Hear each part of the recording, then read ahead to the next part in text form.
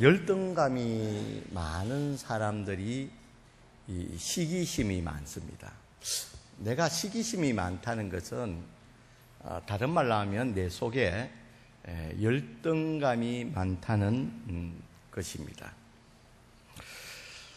남이 좋은 것을 가진 것을 보면 갑자기 싫어집니다.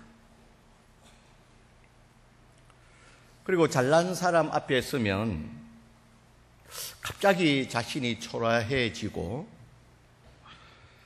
그리고 또 초라해지는 자신이 싫어지는 것입니다. 이 초라해지는 자신을 방어하기 위한 그 마음으로 일어나는 것이 이 시기심이라는 것입니다. 여러분, 성경에 보면 그 시기심의 대표적인 인물을 꼽으라면 우리가 성경의 인물 중에 생각나는 사람이 있다면 누구입니까? 사울일 것입니다. 사울왕은 일생 동안 다윗에 대해서 시기를 하고 정오를 하다가 비참한 최후를 맞이하게 됩니다.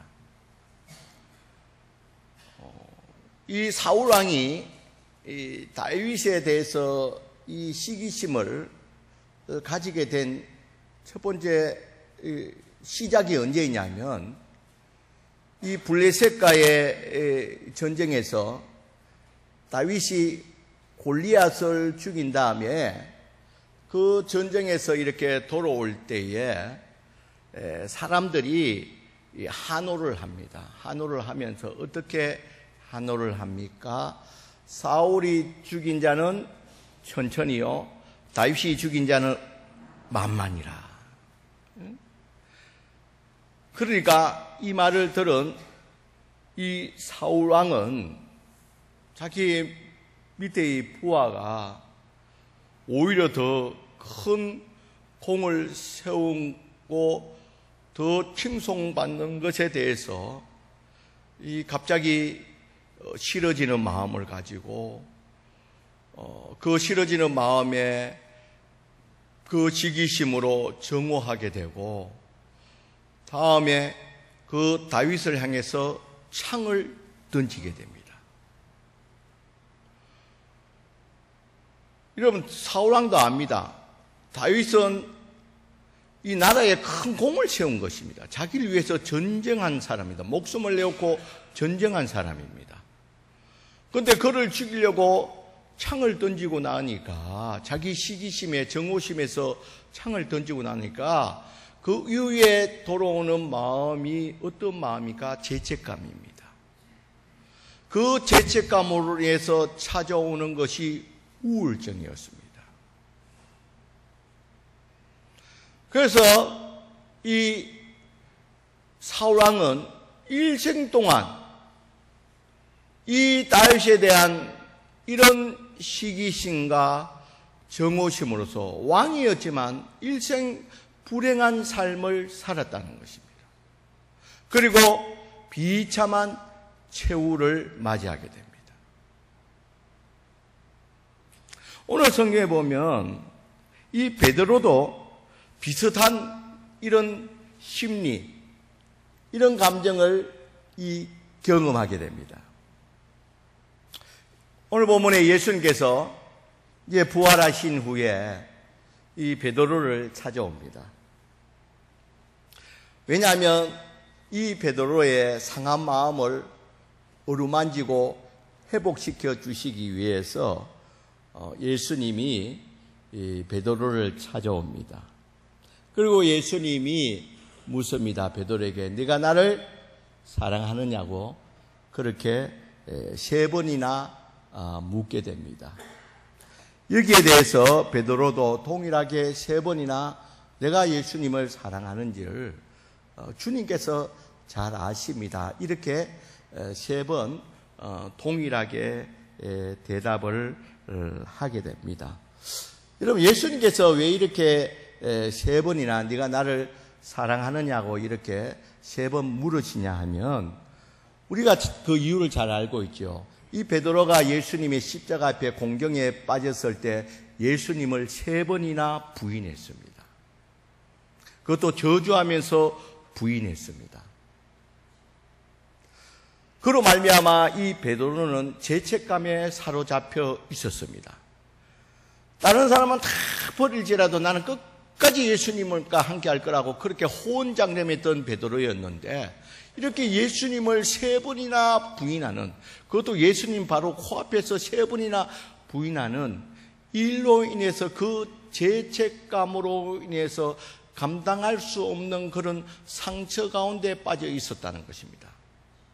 이것을 잘 아시는 예수님께서 베드로에게 이 상한 마음을 치유하기 위해서 3번이나 예수님의 이것을 확인하신 후에 그에게 사명을 주십니다. 어떤 사명을 줍니까? 내 양을 어떻게 하라고요? 먹이라는 거예요. 여러분, 이 사명을 주신다는 것은 예수님이 다시 누구를 믿는다는 겁니까? 베드로를 다시 신뢰한다는 것입니다. 그러면서 이 베드로를 다시 신뢰한다는 정표로서 베드로에게 주시는 말씀이 있습니다. 우리 18절 말씀입니다. 우리 18절 말씀 다 같이 한번 읽어볼까요? 18절 말씀 있습니다. 같이 읽습니다. 시작. 내가 진실로 내가 젊어서는 스스로 띠띠우고 원하는 곳으로 다녔거니와 늙어서는 내 팔을 벌리니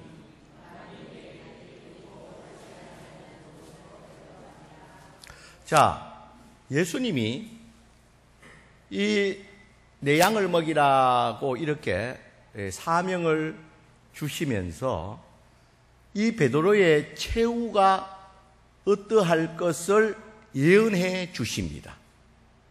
그 예언이 무엇입니까? 순교할 것이라는 거예요. 너는 어떠한 상황에서도 복음을 전하다가, 과거에는 복음을 어려운 공경에 처했을 때 네가 나를 죽음의 두려움 앞에서 나를 부인했지만, 그러나 앞으로는 네가 어떤 죽음의 두려운 상황이 온다 할지라도 죽음을 불사하고서 내 사명을 감당할 것이라. 그래서 네가 앞으로 이 사명을 감당하다가 어떻게 될 것이라고요? 순교할 것이라. 그래서 그에 대한 해석을 19절에 하고 있습니다. 이 말씀을 아시면 베드로가 어떠한 죽음으로 하나님께 영광을 돌릴 것을 가르치십니다.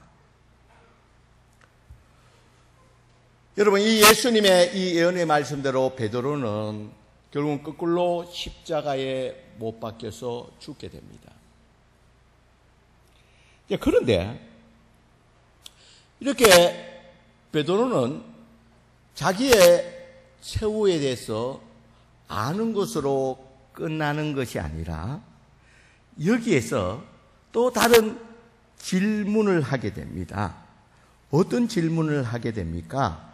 20절에 보면 자기의 최후를 아는 것으로 끝나는 것이 아니라 20절에 보면 베드로가 돌이켜 예수님께 사랑하시는 그 제자 따른 것을 보니 그 제자가 누굽니까? 요한입니다. 요한. 그는 만찬석에서 예수님의 품에 의지하다 주님을 파는 자가 누구니까 묻던 자라. 지금 디베라 바닷가에 제자가 7명이 있었습니다.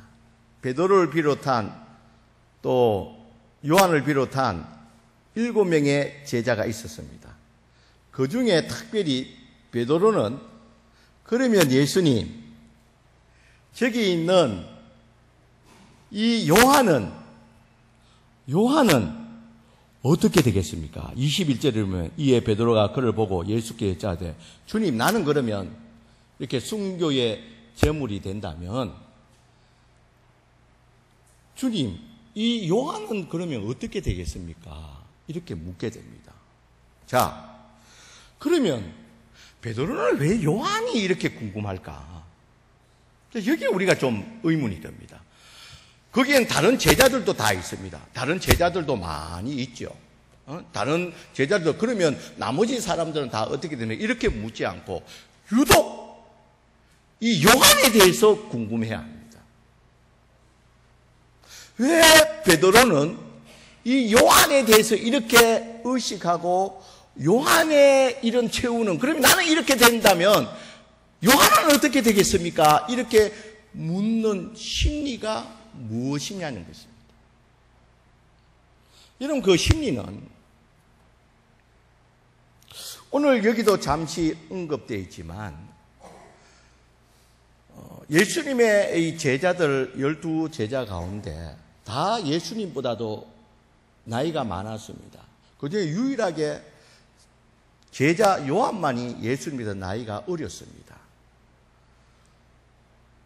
잘은 모르지만 예수님도 나이 많은 제자들보다도 아무래도 자기보다도 나이 어린 제자가 요한이 좀 편했던 것 같습니다. 그래서 성경에 보면 요한을 항상 가까이 했고 최후에 만찬할 때도 이렇게 이스라엘 식사에는 이렇게 앉아서 먹는 것이 아니라 반 누운 상태에서 이렇게 서로 이야기하면서 먹는 그런 식사인데 그중에 요한은 그 예수님 품에 안겨서 그러니까 머리를 예수님의 가슴에 넣고서 이렇게 같이 식사를 했습니다. 여기도 성경에도 보면 이 식사할 때 예수의 품에 의지하여 이렇게 나옵니다. 이것은 무슨 말이냐면 예수님과 그만큼 가까웠다는 거예요. 여러분 가까운 사이일수록 신체적 접촉도 강하고 이렇게 가까이 쓰게 됩니다. 그리고 그것은 누구나 다 느끼고 있습니다. 지금 12제자가 말 안 해서 그렇지 예수님이 그냥 제자 요한을 굉장히 편애하시고 가까이 한다는 것을 누구나 다 제자들 느끼고 있고 그리고 또 더 중요한 것은 예수님이 최후에 십자가에서 죽으실 때 그의 어머니 마리아를 누구에게 부탁했습니까? 요한에게 부탁했습니다. 이게 이제 다른 제자들도 다 알고 있습니다. 그러니까 이 베드로의 입장에서는 자기가 가장 수제자이고 가장 앞섰다고 생각하는데 늘 걸리는 사람이 누구냐면 요한입니다. 늘 예수님과 가까이 있고 품에 안기고 또 결정적으로 최후의 순간에도 그 어머니를 자기에게 부탁하지 않고 요한에게 부탁했다는 그만큼 요한을 신뢰하고 있다. 그러니까 이런 상황에서 이 베드로를 상한 마음을 회복시켜 주러 오는 이런 상황에서도 베드로는 누구를 지금 의식하고 있는 것을 보게 됩니까? 요한이 의식되는 거예요. 그럼 주님 나를 이렇게 인정해 주시고 세워 주시는데 이 요한은 그럼 어떻습니까? 요한은 얼마만큼 주님 인정해 주십니까? 그런 이 베드로의 마음 속에는 이 요한과 비교하는 요한과 비교해서 우위를 가지려고 하는 그런 마음 일종의 시기심의 마음에서 이런 질문을 하게 되었다는 거예요. 여기에 대해서 이제 이런 시기심에 대해서 이런 베드로의 이런 마음에 대해서 예수님이 한마디로 처방을 내립니다. 그 처방이 어떤 처방입니까? 22절입니다. 22절 우리 같이 읽어보겠습니다. 같이 읽습니다. 시작. 예수께서 이르시되 내가 올 때까지 그를 머물고자 할지라도 내게 무슨 상관이냐? 너는 나를 따르라. 예수님 이 말은 무슨 말입니까? 너는 남의 인생에 관여하지 말라는 거예요. 남의 인생과 비교하지 말라는 거예요. 요한과 지금 네가 비교하지 말라는 거예요. 요한이 어떻게 되든 관심 가지 말고 너에 대해서 관심을 가지라.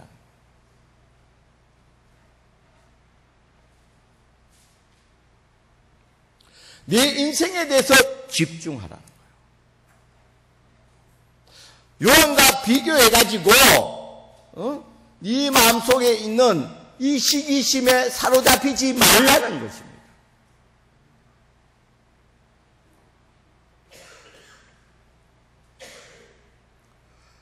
그러면서 23절에 보면 그에 대한 해석을 쭉 합니다. 무슨 상관이 있느냐? 요한이 주님이 오실 때까지 살아있든지 죽든지와 무슨 상관이 있느냐는 것입니다. 여러분, 우리가 인생을 살아보면서 남의 인생에 자꾸 기웃거리면 우리 속에 끝없이 시기심이 일어나게 됩니다. 그로 말미암아 우리가 행복할 수가 없다는 겁니다. 우리 옛말에 있죠. 사촌이 땅 사면 뭐가 아프다고요? 배가 아프다. 여러분, 입사 동기가 이 승진을 하게 되면 아우 기분이 좋지 않는 거예요. 제가요, 군대에 있을 때 이제 지원장교 인사군수를 담당하고 했는데, 이제 중소위, 내가 중인데도 불구하고 나는 단기로 끝나기 때문에 중소위 평가를 대대장님이 저보고 하라는 거예요. 그건 우리 전부 동기고 이런데 평가를 저보고 하라는 거예요. 그래 보면 제가 군대에서 아주 잘 나갔던 것 같아요. 중인데도. 우리 전부 친구들은 일찍 사관할 때 저는 일찍 사령하고. 그래서 제가 이제 보고, 이제 사람이 팔이 안 오는데 내하고 친한 친구를 1등을 줬어요. 장교가 그때 꽤 많았죠. 그러니까 그 친구가 금방 대위로, 임시 대위로 진급해버리더라고요. 그러니까 나머지 친구들이 굉장히 기분 안 좋아하는 거예요. 그래서 내가 그 말은 할 수가 없고, 내가 그렇게 대대장님 선거로 그렇게 해야지, 내가 선거로 거기 소문나면 큰일 나니까.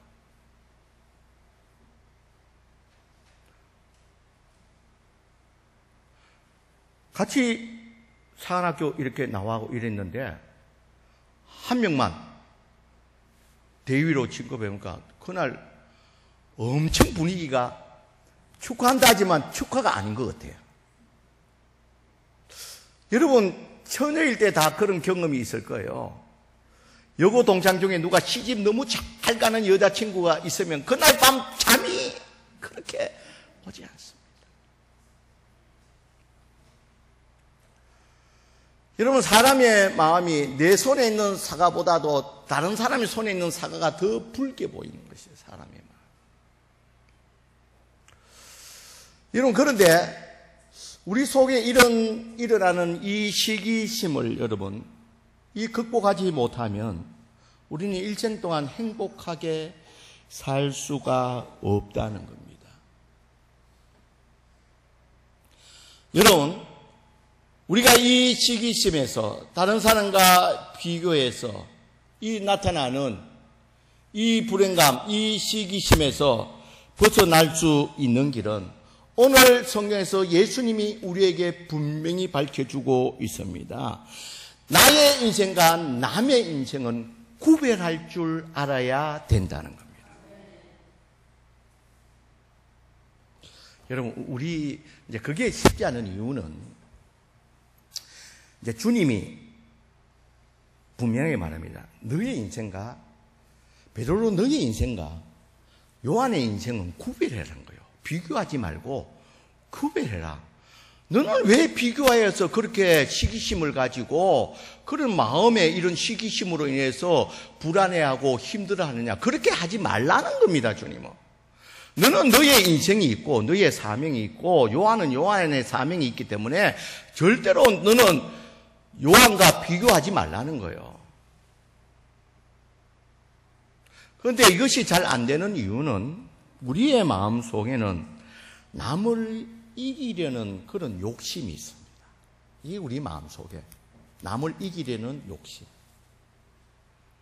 여러분 있습니까? 없습니까? 있어요. 또 남과 비교해서 우위를 확보하려는 그런 욕심이 있습니다. 그는 부모와 자식도 똑같습니다.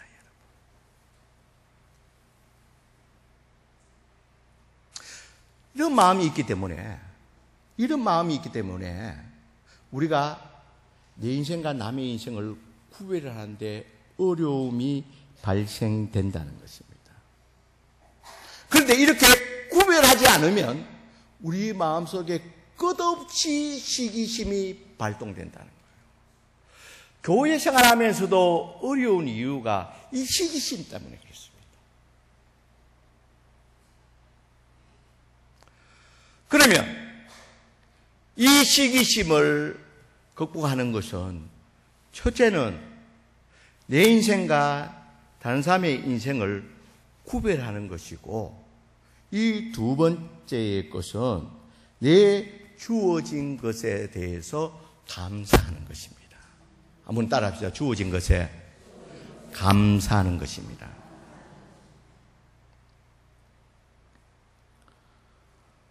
자기에게 이 남의 손에 든 사과가 아니라 자기 손에 든 사과에 대해서 감사하라는 겁니다. 그런데 열등감이 많은 사람은, 속에 열등감이 많은 사람은 자기 가진 것에 대해서 감사를 할 수가 없다는 거예요. 여러분, 내 속에 감사가 없다는 것은 내 속에 뭐가 많다는 겁니까? 열등감이 많다는 증거입니다. 여러분, 내게 아무리 좋은 것이 있다 할지라도 자기가 가지고 있으면 시시해 보이는 것입니다.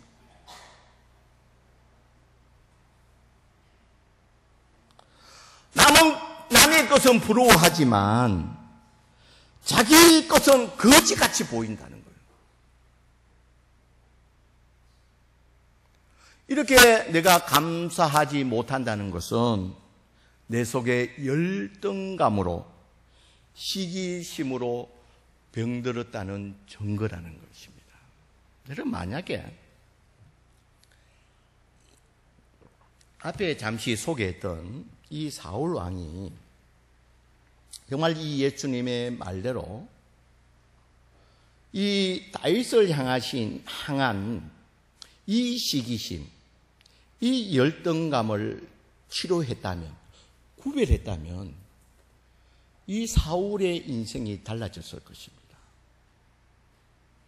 만약에 사울이 생각하기를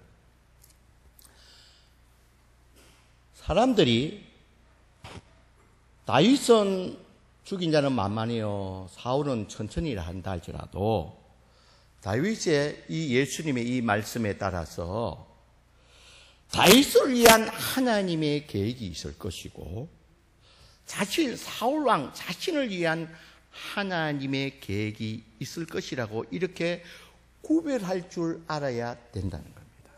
그런데 사울왕은 이렇게 구별을 못했습니다. 또 하나님의 뜻에 따라서 이 다윗과 자신을 통해서 일하시는 하나님 나라를 확정하는 뜻이 있다는 것을 알아야 된다는 겁니다. 그리고 비록 다윗이 자기보다도 더 큰 공을 세웠다 할지라도 그것은 하나님의 뜻이기 때문에 거기에 대해서 내가 패배감이나 열등감을 느낄 필요가 없다는 겁니다, 여러분. 그것은 다윗과 하나님의 일이라는 거예요.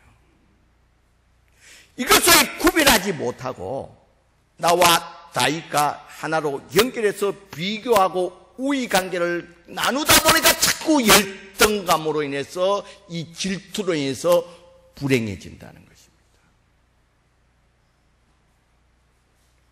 여러분, 우리 가정생활 가운데나 사회생활 가운데나 이 교회생활 가운데서 여러분, 이 열등감으로 인한 이 시기심으로 인해서 이 정오심으로 인해서 불행한 삶을 살아서는 안 된다는 겁니다. 이 불행으로 들어가는 이런 가장 큰 사명을 받고 이런 축복을 받는 자리에서 이 시기심으로 빠져들어가는 이 베드로에 대해서 예수님이 분명히 가이드라인을 그어줍니다.